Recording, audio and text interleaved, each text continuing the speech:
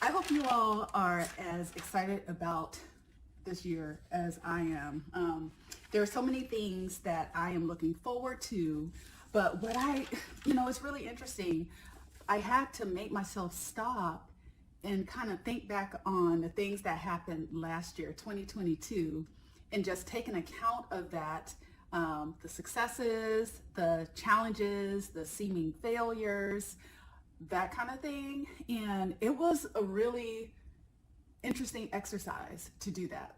And so I would encourage you to do the same. But basically what I want to do is just talk about some of the things that I'm most proud of, that I experienced and that happened last year in 2022. What I'm going to give you is kind of like a random scramble. I was just like writing stuff down as it came to mind. I didn't really have like a rhyme or reason. As things popped up in my head, I just started writing them down. And I wanted to come up with 22 things that I was most proud of from 2022. I don't know if I'm successful. I'm not going to count it out. Y'all know how I am with numbers. But I'm just going to kind of rattle off some things that I feel really good about. Yeah, okay, so let's get into it. All right, so first thing that came to mind was I am proud of moving my daughter into her college dorm, getting her settled. I didn't do that by myself. Her dad also helped. But just to me, that was a really big accomplishment because her starting college, she's in her, I don't know if I told you all, but she's not starting as a freshman. She's starting as a sophomore because some of her college credits that she earned while she was in high school transferred over.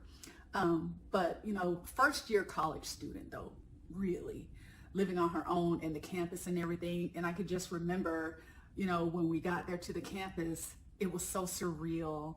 And just making that identification of my daughter is a college student now. She's going to be living on her own on campus, kind of fending for herself and figuring it out.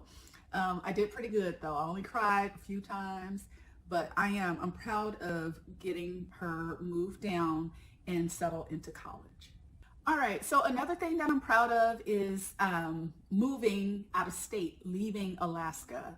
It's something that I had talked about for a while and I had put off for a while. I finally made the move. Another thing I wrote down though is that I went on a scouting trip before moving here. I'm really proud of myself for doing that because I kind of hemmed and hawed and I was like, oh, that's extra money that I could be putting towards something else and this and that. And I was like, well, I kind of owe it to myself to at least see what the environment looks like down there, kind of see what the environment feels like. And I'm really proud of myself for saying, hey, this is a worthy investment. That was a big step for me to say, this is a worthy enough investment to where I should be willing to spend the money to do that. And I'm so glad I did that. So prior to moving here, I did a scouting trip. So I'm proud of myself for doing that. And then I would say I am proud of the effort that it took to pack up my home in Alaska. There was a lot, there was over 40 years of accumulation of things that needed to be sorted out. Some of it was put in storage, some of it was given away, some of it was sold, and then some of it was shipped down. But it was still a very large effort. It was a huge effort. I did most of it by myself. I did get some help from my daughter and from a couple friends, but that was no small feat. And then I am proud of myself for, and maybe for some people this is not a big deal, but figuring out how to ship my vehicle. For me, you just never know. And it was so difficult to get referrals from people, maybe because they hadn't moved in a very long time, or maybe they went with kind of like a chain company or something like that, like a national chain.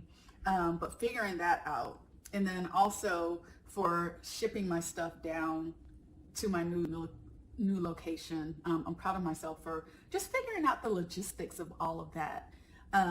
It was not without its challenges and frustrations. If you all have been following my videos, you know how that whole shipping thing went down with my stuff. But for the most part, looking back on it, it's like, okay, I got it done. And there wasn't a whole lot of fallout from it. So I'm proud of that as well.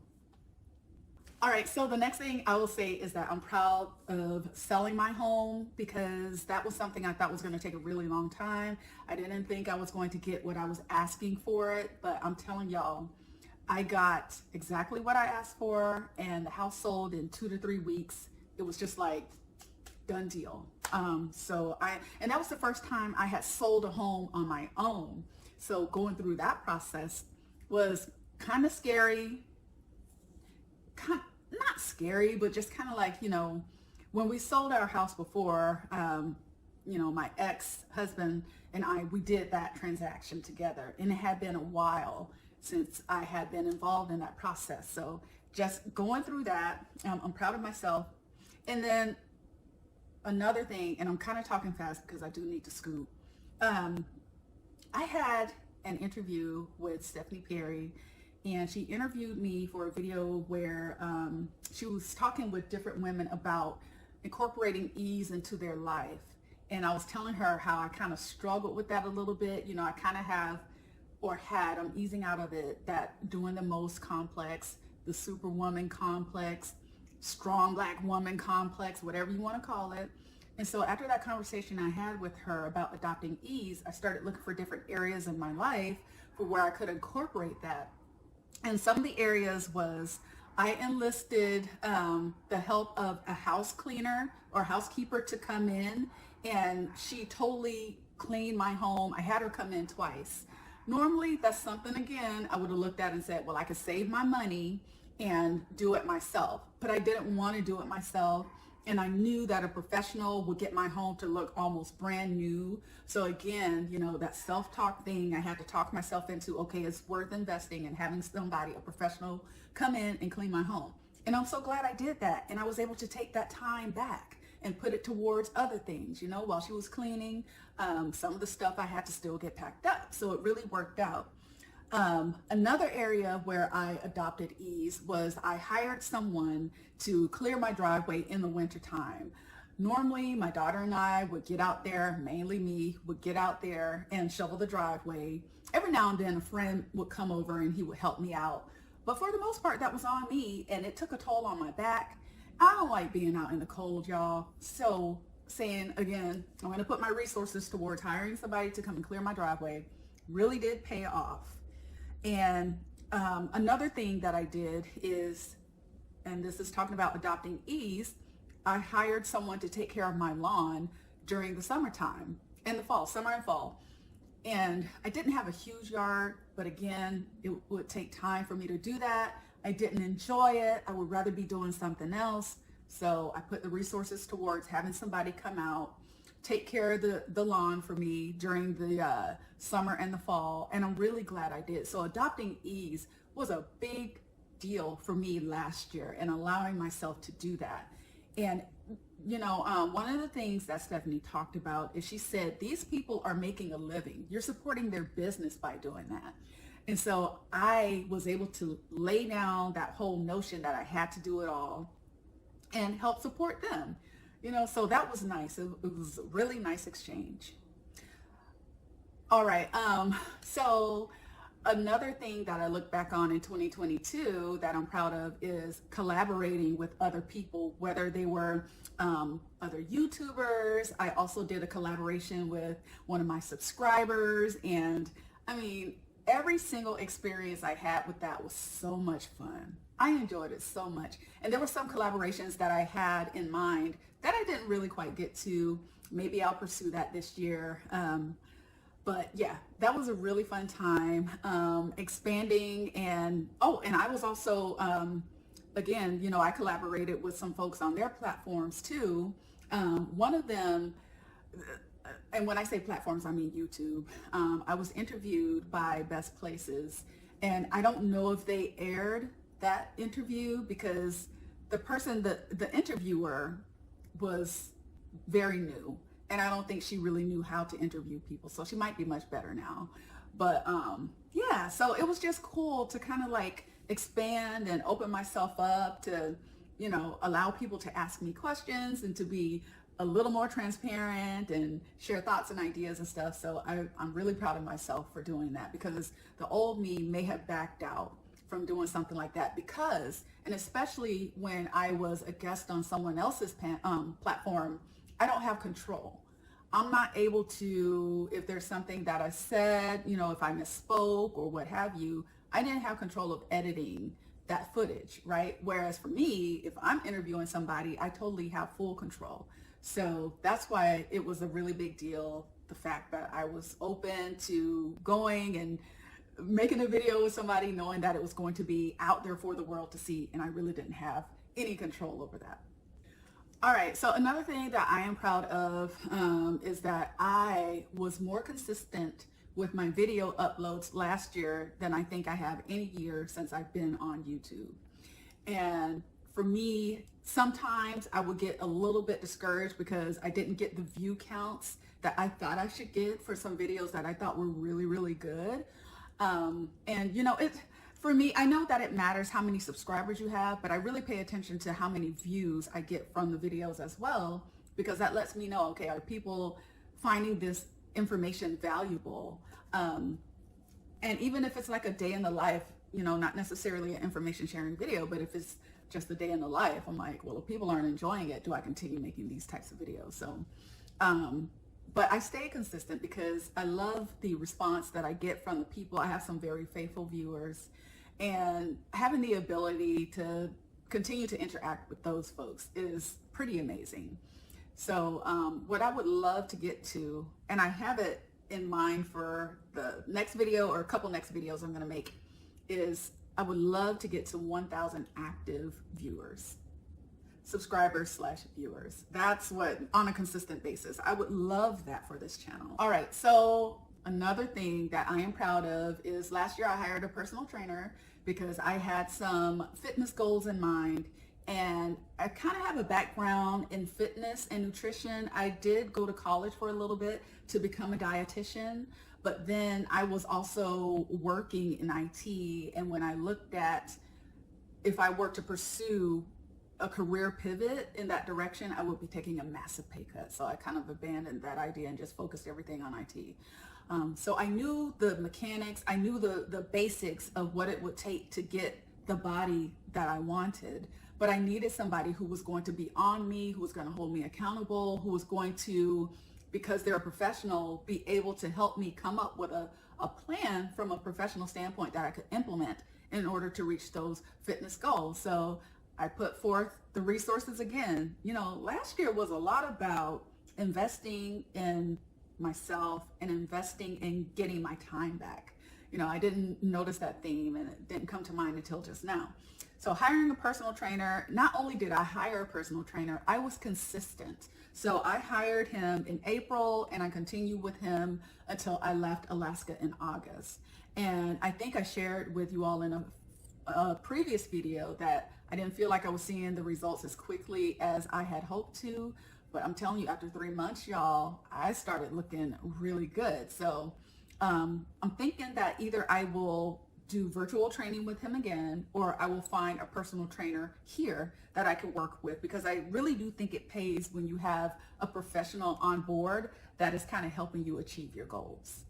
All right, so another thing that I'm proud of is, y'all, I had to practice some humility, especially during that move. Again, the whole I gotta do it all type of thing. Asking people for help. You know, even if it was just a phone call saying, hey, I have no idea what I'm doing. How do I do this? And like I said, you know, I had a couple friends that came over and helped me move. These guys are amazing. And I just, for me, I don't know, I'm really gonna work on continuing to do that and ask for help, because I think that you kind of do yourself a disservice, and especially if you have like back issues or something like that, if you're trying to move stuff, if you're trying to do that on your own, you probably should not be doing that. Ask for help, hire somebody. But I think just feeling like, for me, I would feel like I was imposing, and they were like, no, you know, we're your friends, we want to help you. So just continuing to do that. And if you ask and the answer is no or not right now, that's just what it is. But that doesn't mean that you can't ask for help. And that's something that I'm learning.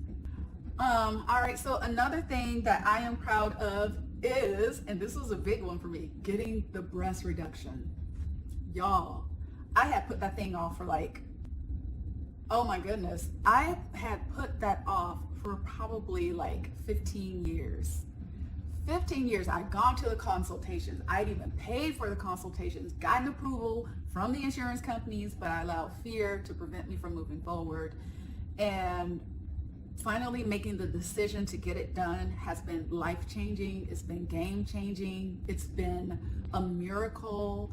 And it wasn't nearly as bad as what I thought it was going to be. Next month, February, I will be 1 year post-op, which is when just about all of the healing should have taken place. I'm happy with the results. I love the results. I've seen some videos with women who said they're not happy with the results, but I think maybe it's because they haven't quite completed the year. But yeah, I'm really happy where I'm at, and not just from an aesthetic standpoint, but also from how I feel in my body now. Not having that heaviness on my chest, it's been amazing. Okay, so this one here is kind of heavy, but it was very necessary. There were some people that were in my circle, and I think I mentioned this, that were very close to me, in some instances as close as you can get, but also, meaning family, but then also some friends that I had to confront. I had to confront them because for a long time there had been mistreatment and I believe mismanagement of our relationships. You know, I'm the kind of person who likes to be encouraging and supportive. And I don't have a whole lot of people in my circle or a lot of people around me. So when I do allow people into my circle, into my bubble, I kind of make a lot more concessions for them than I normally would. You know, on the one hand, these were folks that I held in high regard, and they held a position in my life because of who they were, you know, from a relational standpoint. But when I started looking at some of the backhand comments that would be made and some of the like insults and just real negative type of energy, in some cases the treatment of my daughter, and I was just like, if this was any other person, would I continue to be around them and interact with them? And the answer was absolutely not. And then there was also a coming to terms with some of the things that, even going back to my childhood, you know, and I plan to make a video kind of pulling the covers back on that, because I get comments from people on the contact form, not as much anymore, but back in the day, they were like, well, it's easy for you to have this life, this great life you have now, because you grew up with both of your parents and you talk about how great your parents are, and you know, it may appear that I had a very comfortable, easy childhood, but that was not the case. That was not the case. And later in the year, I'm going to reveal some things that took place, how I worked through it, how I am working through it. But yeah, there was a lot of things that I experienced that a child should not go through, right? And I'm just really thankful for God's grace that I'm able to sit here in front of you all as someone, I don't want to say who's 100% healed from that, but who is working towards that and not passing those things down to my child. Because I said, you know, the legacy of whatever that was is going to end here. And I've been very strict about making sure that's the case. So we'll get into that later this year, because I know that is going to help somebody else to start pursuing peace. You got to protect your peace. You got to protect your energy. And I don't care who it is. I don't care what position they have in your life. If they're disrupting that, they need to go. And you don't have to completely cut them off right now. You know, I had a friend that stole from me. I knew they had stolen something from me, and I just kind of sat on it for a while. I didn't confront them about it, but I confronted them last year because I said, I'm not taking that into 2023. And I'm definitely not taking that into my new life that I am creating for myself going forward. You know, so it was a lot of, okay, you know what? I've been letting you slide for a while. Not anymore. So yeah, we'll get into that a little bit more, where I talk about, you know, my childhood a little bit more. And then I'll also talk about some of the friendships and how I navigated that and in the past, and then how I'm going to manage those relationships going forward. So stay tuned for that. All right, and this video is getting long, but so another thing that I am proud of myself for is saying yes to things that were unplanned. I am a planner. I don't know if I'm a planner by nature, but it may be out of self-defense because for me, I love being spontaneous, but sometimes it makes it to where I'm not able to get things done that I want to get done because I can be kind of all over the place. So planning really helps keep me stable and balanced. But I said yes to taking 2 unplanned vacations last year. One when I went to Maui and another one when I went to Palm Springs. And when I say unplanned, when I plan a trip, I normally plan like 6 months out. You know, I have a trip that's coming up in April. I'm super excited about it. But I started planning for that very early, right? So I'm glad I did because I had an awesome time. It was a really good time when I went on both of those trips. So I'm proud of myself for doing that, stepping out of my comfort zone and saying yes to going. And I'm going to try and go through these real quick. I have been more consistent on Instagram. So that's something I'm proud of. Not as consistent as I probably should be, but I'm glad I've kind of ramped up on that. Decluttering, I decluttered probably, oh gosh, I felt like I decluttered 50% of the things that were in my home. And I probably have like another 30% that I need to go through because my plan is I don't want to get a storage unit. I want to scale down to enough to where it can fit in this apartment because really I don't need any more than that. So decluttering was something that I'm proud of myself. I'm in the process of continuing to do that.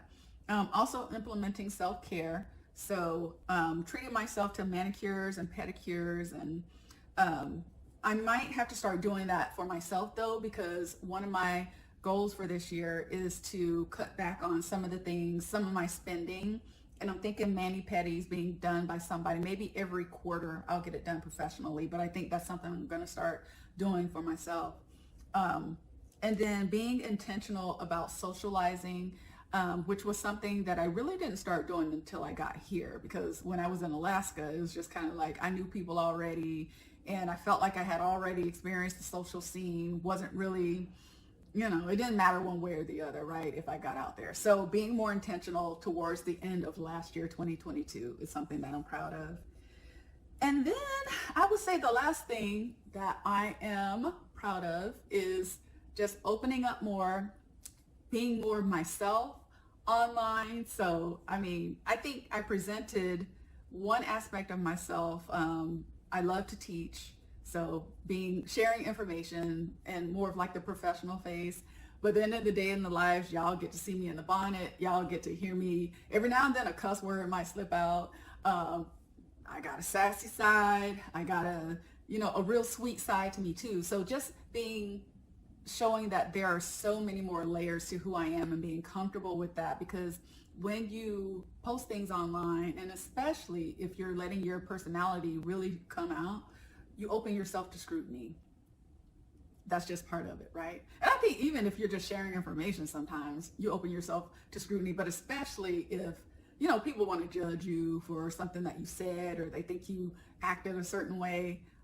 I'm at the point now, and especially at the age now, where I could give 2 flying flips. I always want to be respectful on this channel, but yeah, definitely opening up and just showing more of my personality and being okay with that is something that I am proud of. All right, y'all, so that is all I have for today's video, and this video was the 22 things that I'm most proud of in 2022. I don't know if that was 22, but I think we got pretty close. So if you enjoyed this video, please give it a thumbs up. Stay tuned. I got some lives coming up for y'all. I can't wait to connect. I was going to wait until I hit a certain subscriber count, but I don't want to wait.